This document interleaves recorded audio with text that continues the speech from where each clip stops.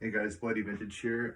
Just wanted to show you some of the differences in the M43 field jacket versus the M51 and the M65. Some guys get this confused, mainly because they just look like OD jackets and they look very similar, but I'm going to show you some of the small things to look for here. So, number one, this is a reproduction. This is a 370C spec. So, look on the ATF blog. So at the front, which is a reproducer, which reproduced this one, has a great blog on all the differences and the things to watch out for. So 370C, 370D were the main ones to be seen in the field during World War II. There was also a Spec B as well. So you can read into that. I'm not going to necessarily clutter it up in here. But basically, they just found the original ones they made were just too form-fitting, and they wanted to add some bagginess to it for wear so that layers can be done underneath. So they fixed that pretty quickly, and you kind of see a mix of those in the field as well. Read the blog. Okay, so how to identify an M43 jacket. So, first of all, an easy way to quickly look is you see the cinch is on the inside, okay? The pockets have buttons, okay? And the inside closure also has buttons. They're usually this chocolate brown style. Now, you notice there's no hood or anything like that. There is an M43 hood that can be attached. You didn't see it too much in the field, but it is available. And again, epaulettes with the buttons as well, and wrist closures with the buttons as well. Two adjustments with the gusset. Now, how to identify more of an early one is that you kind of got more of an OD 3 lining, a little bit lighter of a khaki. Of course, this is a reproduction. It's not going to show like an original.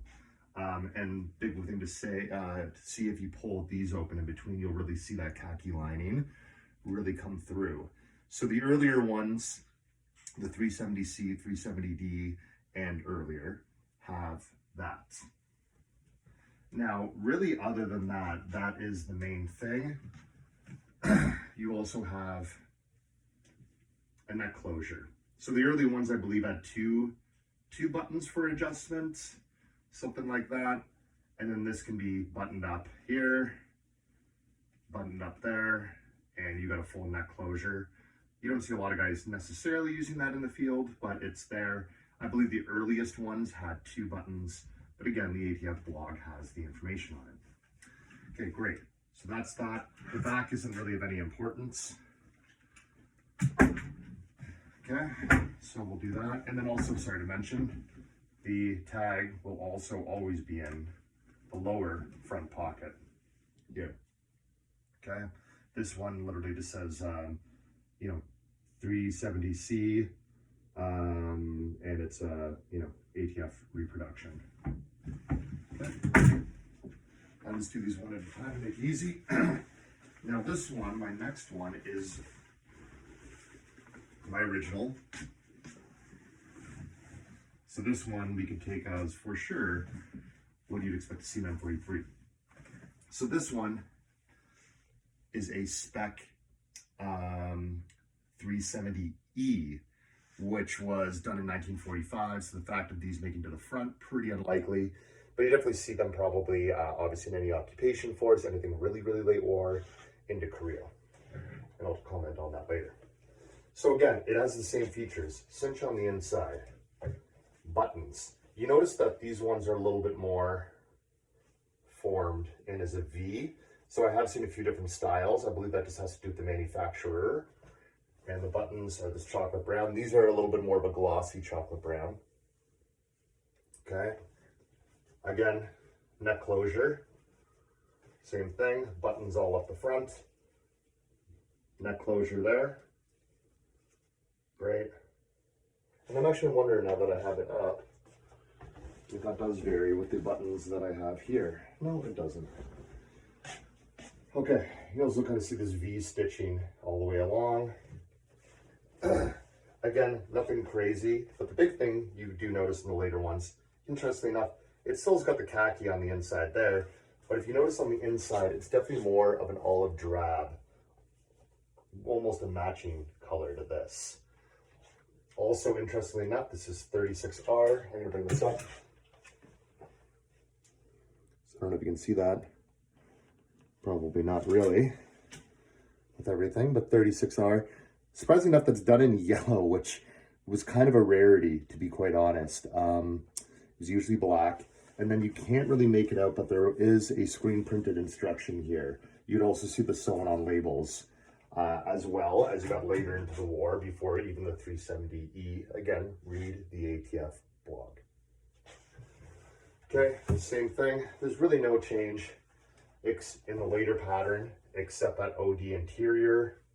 And it, again, just adds a little bit more heft and a little bit more space within the jacket.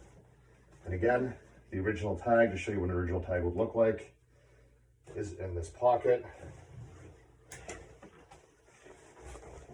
You won't be able to make it out very well, but there it is right there.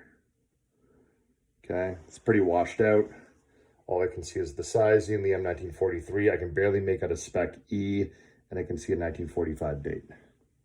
So, also, you know, this cloth this kind of cotton cloth, or whatever you want to call it, was inside all the jackets. Some of the later ones, and I've had one, actually have HBT inside of there. So look for that, you know, you kind of have a late spec jacket.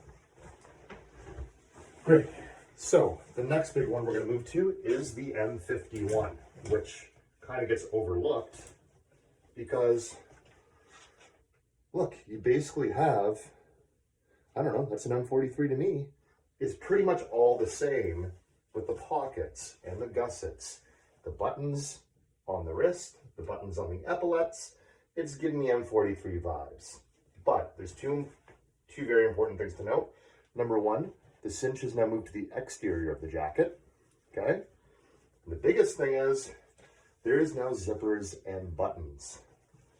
So this one has a zipper, full zipper,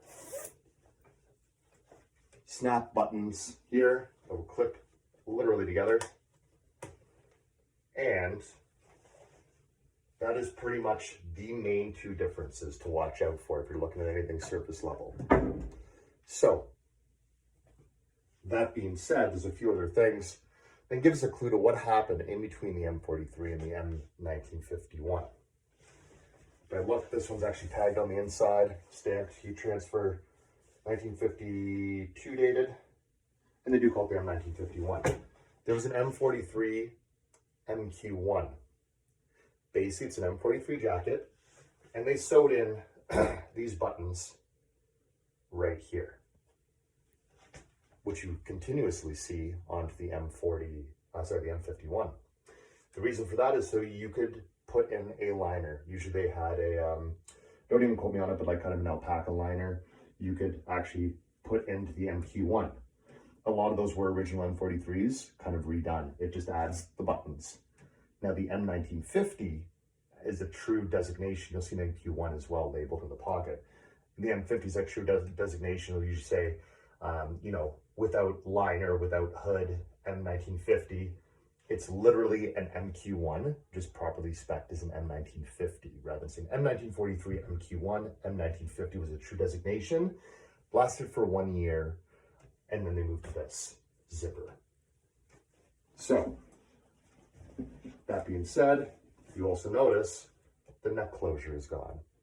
Main reason for that is by this point, in my personal opinion, the M1943 hood was finally being widely issued, and you would almost always see it with a jacket like this in winter, and that actually has a cover built into it. I should have brought one up to show you, but that's for another day. Okay, sizing, everything, and again, you see the OD lining. If you look in between, you can't because there's no buttons, so there's no checking in between. There's no spec label in here, but it's actually a wool-lined pocket now. And the pockets also have buttons. Button snaps, okay? All of them snap. Okay, so that's the M51.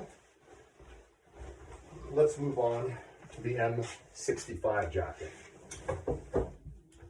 Okay. Now this looks a little bit different. It's a little less, in my opinion, sexy, but it's also pretty badass. So why is that? They've added a hood. So you see this more popped collar that looks like a kind of cool look. You'll see this jacket in, movies like Rambo, Taxi Driver, things like that.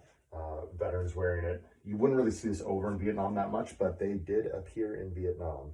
Check pictures, they are there. Same thing with the M1951, did appear in Vietnam. With the Marines in Hue City, things like that, colder temperatures. So, again, we're gonna check for some key features. Number one, zipper again. Really the big identifier is the hood.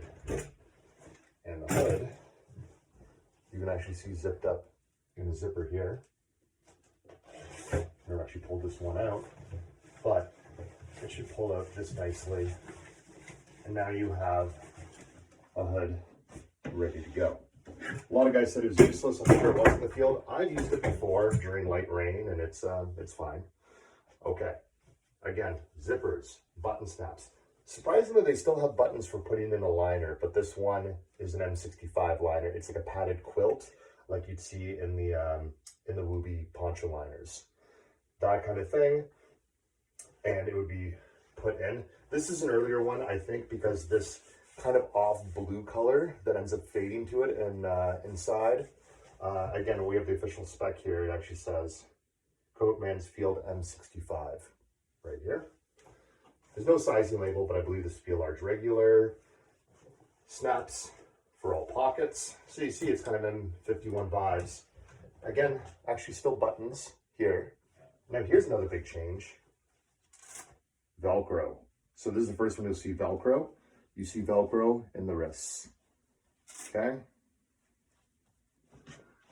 And then you'll also see a Velcro tab closure for the neck. Okay? So that's the M65 jacket. I'm just going to show you a later one too. We'll point out what to look for post-war. So this is a 1970 dated. It's a bit nicer tagged. This is an XL. So this still maintains a silver zipper. You can see that pretty quickly. Starting pretty much, as I understand, in 1972, they moved to a brass zipper. So the biggest thing people get, they get an M65 jacket, say, yeah, it's Vietnam. It's Vietnam era. Absolutely designed in Vietnam. But if it's an era-built one, meaning kind of, 65 to 71, it is going to have a silver zipper. Brass, it became brass, I don't know, and I might even be wrong about the material, maybe it's copper, I don't know, but it is a brass appearance zipper all the way down, and that is the main difference to tell post-war. And same thing, it would have brass along the neck, zipper as well. And then you see this one is more of a true green lining, but I'm sure it would fade over time as well. An exact same designation as well, M65. That being said, I do see 61, 59, 62 dated ones, and they are just basically an M51 jacket, really, before that. So as I understand, the M65 is the first one with the hood, but don't necessarily quote me on that.